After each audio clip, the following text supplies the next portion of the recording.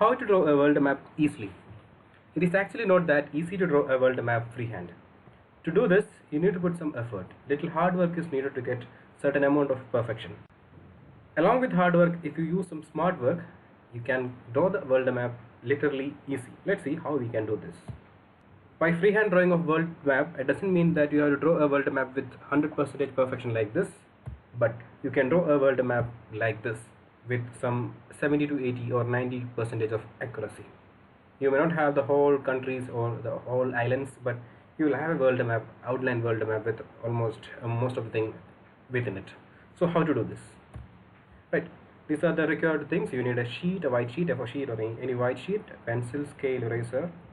Right, so better you use any world map which you have with you. Right, so here I have a world map which is taken from the class 8 geography textbook. Right, so what you have to do is, first thing, you have to draw the important latitudes. Equator is already given there, draw it. If it is not there, draw the equator. Look at the location. Equator should start from, let me highlight it. Right, it should go through the central part, northern part of the South America, then crossing the center of Africa, then in Asia it is cutting only through the Indonesian islands. Right, so this is the location where you have to draw the equator. Right, once you draw equator, you have to draw the 30-degree north latitude. Right, why 30-degree north latitude? Because see, it is actually passing through the boundary line between Mexico and USA here. Right, then it is almost through the northern limit of Africa, then it is cutting through the neck of India, we can say, like, right, and this is our 30-degree north latitude. So make sure this 30-degree latitude that you're going to draw is parallel to the equator. Similarly, you can draw the 30-degree south latitude also, and you have to be very careful. It should pass through this part of South America, cutting across the Argentina, then dividing the South Africa and passing through the southern half of Australia. Right, another one more line that you need is the 70-degree north latitude. Right, so you can take these points. Right, so the southernmost part of Alaska, right, then through the Canada, cutting a small part of Greenland, Iceland, then through the central part of Russia. Right. So after drawing all these lines, you need to measure the length as well as the breadth. So length of this one particular map is 19 centimeters and the width is 11.5 centimeter. So you can draw a world map with this much framework, but to get more accuracy you need to draw the vertical lines. I have taken 5 vertical lines here. First one is 1 centimeter away from the leftmost line, right? Then second one is 5.5 centimeter away from the leftmost line. Third one is 7.5 centimeters away, and the fourth one is 12 centimeters. And the last line that I have taken is 17 centimeters away from the leftmost line.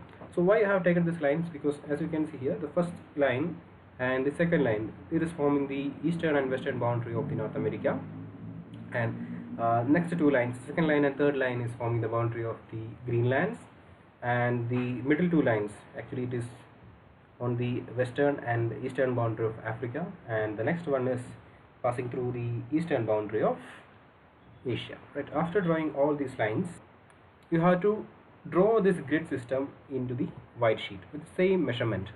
Right, so draw this in a separate sheet with the same measurement. Whatever the map that you are using, use the measurement of that one particular map. In this case it is 19 centimeters in length and 11.5 centimeters in width. Then in the exact locations you have to draw the horizontal as well as the vertical line, the latitudes and the longitude. Now you have one map with the grid system and you have a sheet with the same frame. Now the next task is copying the outline of the continents into the grid system. You can start from any continent or from any side. I am starting from the center, that is from the Africa. Right, so you can see the Africa is almost enclosed within the 4 lines in the middle. So between this 2 latitudes and these 2 longitudes, right, it's almost within this particular grid. Right, so the horn of the Africa, the easternmost of the edge of Africa, is coming very close to this line, and the west side is just slightly crossing the 0-degree meridian, and the north is almost in this 30-degree latitude, and south is also just going to the south of 30-degree south latitude. Right. Then after this I am going to draw the Asia. Asia is again located within another 2 grids. Right, so that is the northernmost one, that 90-degree north, then this one particular vertical line, then equator and the 0 degree meridian. Asia is almost within this. You have to look in each and every grid and you have to draw accordingly. Suppose if you are starting with this grid, first only concentrate on this one particular grid and draw this line almost to the center of the grid till the end of this line. Then make some curving like this, right? Then now concentrate only on this one particular grid and draw only this much part. Don't look into other part of Asia, draw this much. Now look at this one particular grid, only look in this one particular grid in the map and draw this line, as you can see with some 70 to 80% of accuracy, right? So India, you can see it is not going till the equator, so it's almost little below the half of this one particular grid, so India should come only up to that. Now this one, that is the Arabian Peninsula. Again you have to concentrate only on this one particular grid, right? Arabian Peninsula is like this and you draw that one. Now come to the European side. First you concentrate only on the topmost grid, draw the line as you can see, right? Baltic Sea. Then the second grid, Europe.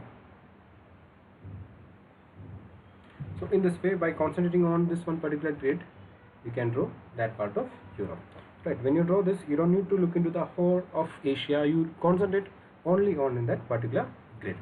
Now South America, again you can start section by section. Start with the topmost grid first, draw the line that is there in this one particular grid, then draw the line in the second grid. So we have one line in the left side like this, then second line here in the right side. Now come to the central part. So here we have again two lines very close to each other, right? And now in the next, this one, we have mainly only one this long line and small portion, and in the last grid there is a tapering end toward the south, and one more this much. So if you concentrate on one particular grid like this one and this one, then it will become very easy and finish it off by drawing the remaining portion. After this, you can go for the next one. We have Australia, Greenland and other important islands pending.